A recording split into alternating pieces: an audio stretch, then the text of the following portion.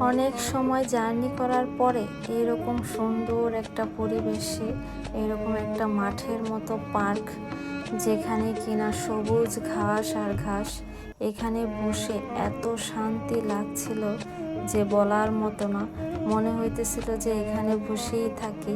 আর বিকেলটা ছিল এইরকম, গোধূলি বিকেল যেটা, সেটা একদম রৌদ্র ছিল না, এই হালকা অন্ধকার হয়ে আসতেছে এইরকম একটা অবস্থা।